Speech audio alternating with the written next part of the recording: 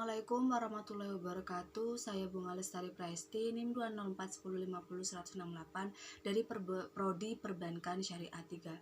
Di sini saya akan menanggapi video dari Dr. Andes Abdul Wadud Nafis, LC/MEI yang berjudul Perhitungan Pendapatan Nasional.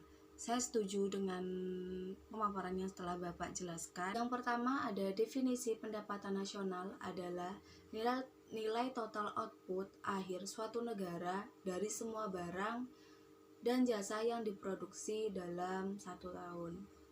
Konsep pendapatan nasional yang pertama ada produk domestik bruto atau GDP atau Gross Domestic Product, merupakan jumlah produk baik barang maupun jasa yang dihasilkan oleh unit-unit produksi di dalam batas wilayah suatu negara atau domestik selama 1 tahun. GDP memiliki rumus sebagai berikut. GDP sama dengan pendapatan masyarakat dalam negeri ditambah pendapatan asing luar negeri. Yang kedua ada produk nasional bruto atau GNP, dalam bahasa Inggris Gross National Product, adalah nilai produk baik barang maupun jasa yang dihasilkan oleh penduduk suatu negara atau nasional selama 1 tahun. Ini termasuk hasil oleh warga negara tersebut di luar negeri. Berikut adalah cara menghitung GNP. GNP sama dengan pendapatan WNI dalam negeri ditambah pendapatan WNI luar negeri dikurangi pendapatan asing dalam negeri. Yang ketiga ada produk nasional netro atau NNP, adalah produk nasional kotor atau GNP dikurangi penyusutan barang modal. Rumusnya seperti berikut. NNP sama dengan GNP dikurangi D atau depresiasi penyusutan barang modal. Keempat ada pendapatan nasional neto atau NNI, dalam bahasa Inggris Net National Income, adalah pendapatan yang dihitung menurut jumlah balas jasa yang diterima oleh masyarakat sebagai pemilik faktor produksi. Berikut cara menghitung NNI. NNI sama dengan NNP dikurangi pajak tidak langsung. Pajak tidak langsung adalah pajak yang bebannya bisa dipindah tangankan. Yang kelima ada pendapatan perseorangan atau PI, dalam bahasa Inggris Personal Income, merupakan jumlah pendapatan yang diterima oleh setiap orang dalam masyarakat, termasuk pendapatan yang diperoleh tanpa melakukan kegiatan apapun, misalnya gaji seorang karyawan atau karyawan kantor maupun pendapatan wira swasta yang didapatkan secara berantai. Berikut rumusnya. PI sama dengan NNI dikurangi pajak perusahaan, dikurangi iuran, dikurangi laba ditahan, ditambah transfer payment. Transfer payment ini adalah penerimaan yang bukan merupakan balas jasa produksi, melainkan diambil sebagian dari pendapatan nasional 1 tahun lalu, seperti pembayaran dana pensiun, tunjangan pengangguran, dan lain sebagainya. Yang keenam ada pendapatan yang siap dibelanjakan atau DI. Dalam bahasa Inggris, disposable income adalah pendapatan yang siap untuk dimanfaatkan guna membeli barang dan jasa konsumsi dan selebihnya menjadi tabungan yang disalurkan menjadi investasi. Rumusnya adalah DI sama dengan PI dikurangi pajak langsung. Pajak langsung adalah pajak yang bebannya tidak dapat dialihkan pada pihak lain. Selanjutnya ada manfaat perhitungan pendapatan nasional.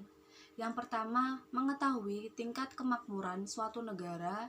Yang kedua, mengevaluasi kinerja perekonomian dalam skala tertentu.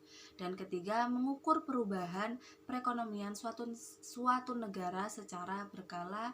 Yang keempat, sebagai indikator kualitas hidup masyarakat di suatu negara. Dan yang terakhir, sebagai indikator perbandingan kinerja antar negara.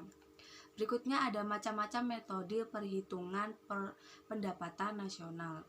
Yang pertama ada metode pendekatan nilai produksi, adalah menjumlahkan barang atau jasa yang diproduksi oleh seluruh usaha baik BUMN atau UMKM pada suatu negara dalam waktu setahun. Rumusnya sebagai berikut. Y sama dengan buka kurung P1 dikali Q1 tutup kurung ditambah buka kurung P2 dikali Q2 tutup kurung ditambah buka kurung P3 ditambah Q3 tutup kurung ditambah dan seterusnya sampai P sekian, terus ditambah lagi buka kurung PN dikali KN tutup kurung. Keterangan dari rumus-rumus tersebut, Y sama dengan pendapatan nasional, Q1 sama dengan jenis barang ke-1, KN sama dengan jenis barang ke-N, P1 harga barang ke-1, PN harga barang ke-N. Yang kedua ada metode pendekatan pendapatan. Metode pendapatan nasional dengan menghitung jumlah pendapatan dari berbagai faktor produksi yang memberi sumbangan terhadap proses produksi. Rumusnya sebagai berikut. Y sama dengan W ditambah R ditambah I ditambah P. Keterangan dari rumus tersebut sama dengan Y sama dengan pendapatan nasional, W sama dengan WAK atau upah dan gaji, R sama dengan rent atau sewa, bisa biaya sewa gedung, sewa tanah, dan lain-lain. I sama dengan interest atau bunga, P sama dengan profit atau keuntungan. Dan yang ketiga ada metode pendekatan pengeluaran, adalah berjumlah semua pengeluaran dari rumah tangga, perusahaan, pemerintah, dan masyarakat pada periode tertentu. Rumusnya sebagai berikut. Y sama dengan C ditambah I ditambah G ditambah buka kurung X dikurang M tutup kurung. Keterangan dari rumus tadi, Y sama dengan pendapatan nasional, X sama dengan ekspor, M sama dengan impor, C sama dengan konsumsi, I sama dengan investment atau investasi, G sama dengan government expenditure atau pengeluaran pemerintah. Selanjutnya ada pendapatan nasional perspektif ekonomi Islam. Yang pertama ada pendapatan nasional harus dapat mengukur penyebaran pendapatan individu rumah tangga. Yang kedua ada pendapatan nasional harus didapat mengukur produksi di sektor pedesaan. Yang ketiga ada pendapatan nasional harus dapat mengukur kesejahteraan ekonomi Islam. Dan yang terakhir ada penghitungan pendapatan nasional sebagai ukuran dari kesejahteraan sosial Islami melalui pendugaan nilai santunan antar saudara dan sedekah. Dan yang terakhir ada sumber-sumber pendapatan nasional dalam ekonomi Islam. Yang pertama ada ghanimah, dan yang kedua ada sodakoh, yang ketiga infak, yang keempat zakat, dan yang kelima yusar, yang keenam jizyah, yang ketujuh kharaj, dan yang kedelapan ada pajak tambang dan harta karun, dan yang kesembilan ada wakaf.